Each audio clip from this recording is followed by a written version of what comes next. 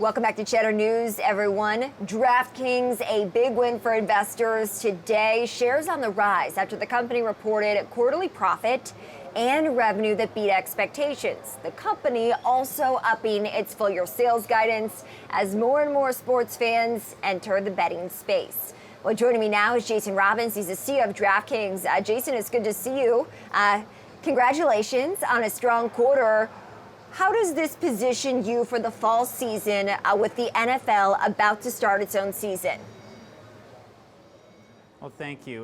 We were really pleased with the Q2 results and really excited about the momentum we're seeing going into NFL. NFL season is like our holiday season. It's the time when we see the most spikes in activity, the biggest revenue jumps, come into the fall and really depend on how well we activate at the start of NFL. So really exciting time, and so far we're seeing continued momentum despite the economy reopening, so I'm hopeful that'll continue into the NFL season. How does the Delta variant, Jason, the fact that COVID cases are spiking in most U.S. states, on the rise, we're at a 6-month high in terms of daily cases, how does that impact your fall projections? Well, it really depends on what the impacts are on other sorts of policies. So, I think if people are staying at home more, that could have a positive tailwind effect on us. But of course, we also need the sports games to be played too. So what gives me confidence is last season, everybody thought the NFL was not going to be able to make it through the season, or they'd have to push the season later because games would be canceled and they would have to make them up. And that didn't happen. They did have to move a few games around during the weeks, but they started and finished the season on time. And we've seen, these leagues have a lot of really smart people working at them. I think they've figured out how to continue to play safely, even despite some, worrisome numbers on the Delta variant. But, you never know, and we're obviously keeping a close eye on that.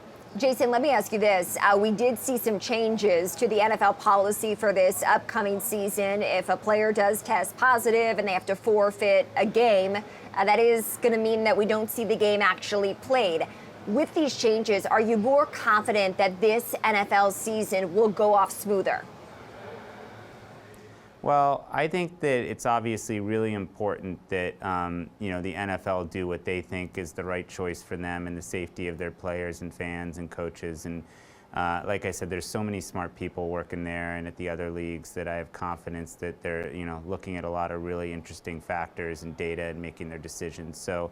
Obviously it's not great if games get canceled, but I think it depends on when it is. If it's like a Thursday or Monday night football game, that has more impact on us than if it's one of many Sunday games. So I think as long as there's regular, sort of games on Sunday, a good slate, maybe one or two get canceled, that wouldn't really change things. And as long as there's games on Sunday night, Thursday night, and Monday night, I don't think it'll have much of any impact on our numbers. Mm-hmm.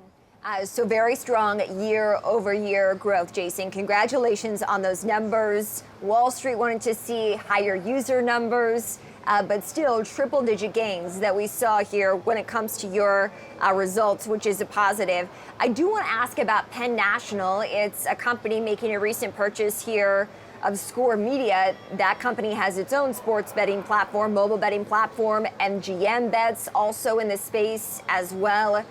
What is your unique position as more competitors come into this market? Well, first of all, I think it's a great sign that there's so much confidence in the size of the market, the TAM, really the value that's going to be created for companies that do well here. And I think that's why you're seeing so much interest from different companies in going after the market. And that's what you want. You want a market that is very big and valuable, and you have to expect that when that's the case, there will be competition, and you just have to make sure that you're being disciplined and executing well. And I think if we do that, we'll do great. The other thing I would say is that I think having more competition early on, while certainly, I think there are some downsides to it, the positive is that it'll help grow the market faster. It'll help make sure that companies are aligned in how they're advocating for legislation and regulations so that we see sensible frameworks developed around the country. I think those are all real positive things, and we have really collaborative relationships with most of our competitors on the lobbying side, and I think that's a really good thing. It's what gives me confidence that there's going to be great frameworks created around the country. Mm-hmm. I'm going to note revenue in this latest quarter up triple digits on a percentage basis, 1.1 million monthly unique paying customers on average each month that you reported. But let's talk about your presence across the country. As you were just discussing there, Jason, you've got an active presence live in 11 states. What is the plan to expand into more markets, and what's the timeline for that? Well, we're actually online in 12 states, so it's happening so quickly it's hard to keep count.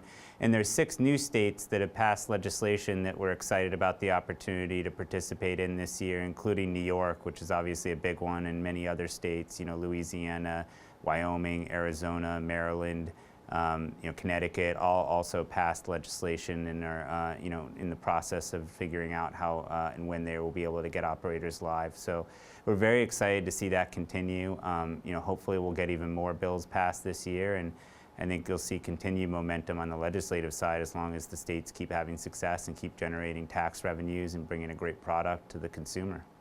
Jason, I have time for one more question. So I do want to get your clarification and take on the news that the SEC did issue a subpoena for your company related to the short selling report from Hindenburg Research concerning allegations about black market gaming and money laundering made by that short selling firm. What's your response to this, and what are the next steps in this process? Well, short sellers, we're still new to being public, but, one of the things I'm learning is that, when you're public, there are people who are short your stock that have an incentive to put misinformation and twisted facts out there about you to drive the price down. So I think that's just part of the price of being public. And the SEC has an obligation to look into it when allegations are made by a short seller. It doesn't mean they agree with any of them or that they think we did anything wrong. It just means that they feel that they have an obligation to take a look, and we're cooperating with them and look forward to sharing whatever we need to do to get them comfortable. But really, at the end, we kind of see a lot of this as noise. We think that right now is such an exciting time for the business, and of course, people are going to take shots at us. We're, a target, and that's okay, and we'll have to power through those things. Okay, the stock up 3% today, so investors like what they see. Jason, thank you as always for joining. Jason is the CEO of the sports betting company DraftKings.